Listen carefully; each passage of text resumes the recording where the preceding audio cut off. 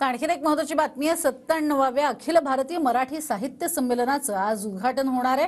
अमळनेरमध्ये 4 तारखेपर्यंत अखिल भारतीय मराठी साहित्य संमेलन चालणार आहे आणि या संदर्भातला घेतलेला आढावा आपण पाहूयात। साने गुरुजी यांची कर्मभूमी असलेल्या जळगाव जिल्ह्यातल्या अमळनेरमध्ये 97वे अखिल भारतीय साहित्य संमेलन पार पडत आहे आणि या साहित्य संमेलनाचं काही वेळाने या ठिकाणी उद्घाटन होणार आहे। या ठिकाणी वेगवेगळ्या अशा पद्धतीचे मंडप या ठिकाणी उभारण्यात आलेले आहे। त्याला वेगवेगळ्या महापुरुषांची या ठिकाणी नावे देण्यात आलेली आहे। राज्याचे उपमुख्यमंत्री अजित पवार तसेच शिक्षण मंत्री दीपक केसरकर यांची सुद्धा या साहित्य संमेलनाच्या उद्घाटन सोहळ्याला उपस्थिती राहणार आहे।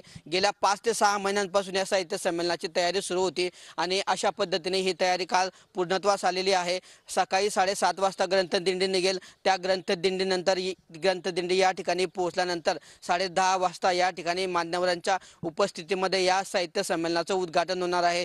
2 ते 4 फेब्रुवारी दरम्यान हे साहित्य संमेलन या ठिकाणी पार पडणार आहे आणि या साहित्य संमेलनासाठी देशभरातून साहित्यिक हे अमळनेरमध्ये दाखल झालेले आहेत आणि अमळनेर नगरी या ठिकाणी सजलेली आहे।